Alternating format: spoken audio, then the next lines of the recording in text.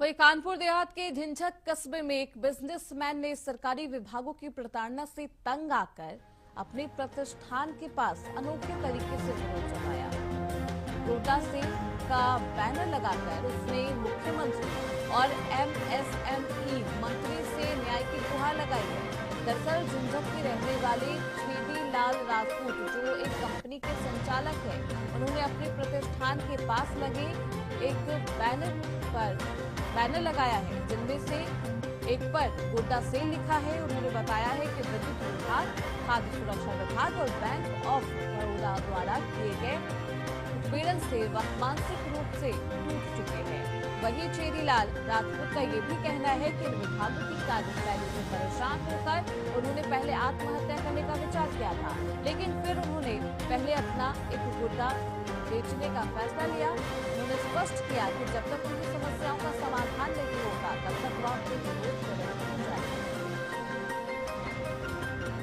मेरा नाम छेदीलाल राजपूत है और हमारा नमकीन का कारखाना है। प्लाट नंबर 24 झिंझक कानपुर देहात जो इंडस्ट्री एरिया है उसमें कारोबार करता हूं।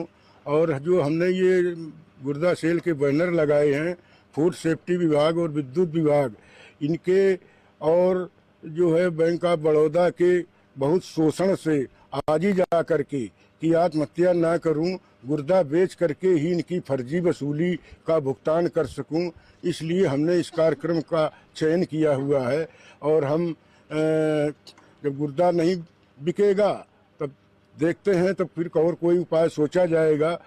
मजबूरी बस ये काम किया गया है हमारे द्वारा। किस टाइप के बैनर हैं ये? क्या हमने मुख्यमंत्री महोदय को इसमें जो है मुख्य अतिथि के रूप में आमंत्रित किया है। एमएसएमई मंत्री राकेश सचान जी को उद्घाटन के लिए किया हुआ है, गुर्दा सेल का उद्घाटन करने के लिए जो है।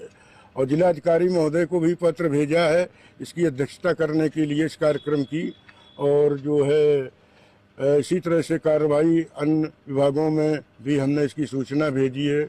माननीय प्रधानमंत्री जी को, राष्ट्रपति जी को, सब जगह हमने लेटर पहले से भी भेज रखे थे, परंतु पहले से भी बहुत हमने लिखा पड़ी कि कहीं कोई सुनवाई नहीं हुई और आज ही जा करके हमको ये कदम करना पड़ा है। अच्छा, कोई अधिकारी आया अभी तक? अभी तक कोई नहीं आया है। इसमें कोई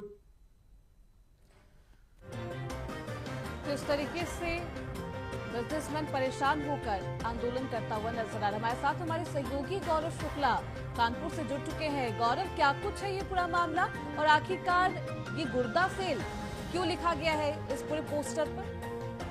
देखिए श्रुति, बिल्कुल आपको बता दूं कि उत्तर प्रदेश सरकार उद्यमियों को उद्योग लगाने के लिए तमाम सुविधाएं देने की बात करती है, व्यवस्थाएं देने की बात करती है, जिससे लोग अपना स्वतः का रोजगार लगाएं, व्यापार करें और वो समृद्ध हो। ये सरकार की मंशा है।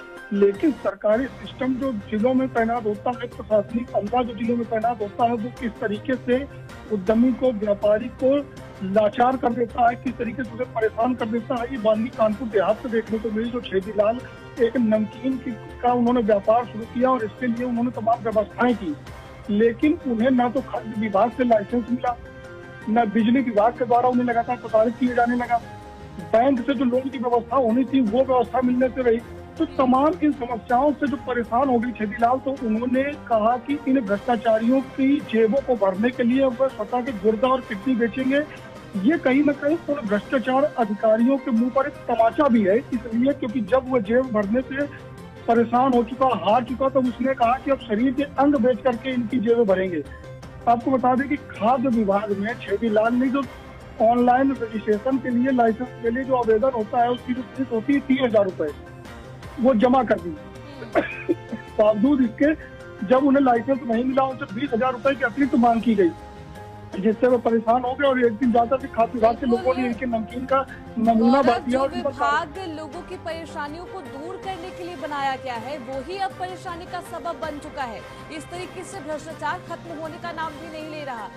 छेदीलाल कई बार ये भी कह चुके हैं गौरव कि वो कई बार शिकायत डाल चुके हैं, लेकिन अभी तक प्रशासनिक कार्रवाई क्यों नहीं की गई है?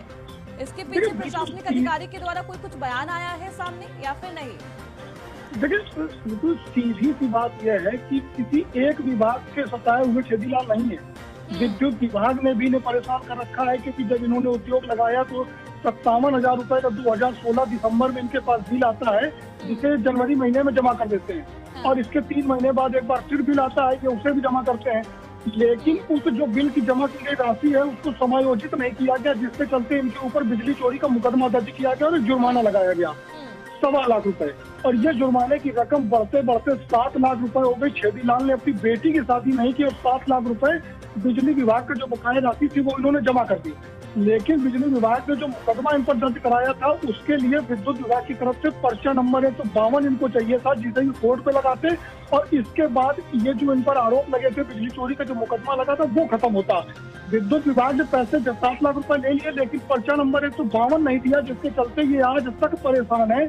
इनकी समस्या का निस्तारण नहीं हो रहा है। वहीं उद्योग व्यापार मंडल से जब इस बारे में ठीक है गौरव, लेकिन अब तो आंदोलन कर रहे हैं, अब तो विरोध कर रहे हैं, तो क्या आप कोई प्रशासनिक अधिकारी आया उनके पास, कोई बातचीत की गई है? उद्योग संस्था से जुड़े हुए जो भी अधिकारी हैं उन्होंने साफ तौर पर बताया कि छेदीलाल की समस्या अब तक उनके संज्ञान में नहीं थी, लेकिन अब आपके माध्यम से जानकारी आई है, जल्द ही वहाँ पर अधिकारियों को भेजा जाएगा। बिल्कुल, ऐसे में गौरव देखना बेहद दिलचस्प होगा कब तक उनको न्याय मिलता है और आगे कार्रवाई किस तरीके से बढ़ती है। बहुत शुक्रिया गौरव शुक्ला आपका इन तमाम जानकारियों के लिए। तो लोगों में प्रशासन के रवैये को लेकर भी नाराजगी है। हालांकि छेदीलाल राजपूत बेहद परेशान नजर आए, वो अब अलग बेहद अनोखे तरीके से विरोध भी जता रहे हैं और जो प्रशासनिक आला अधिकारी हैं वो आगे कार्रवाई किस तरीके से करते हैं ये देखना बेहद दिलचस्प होगा।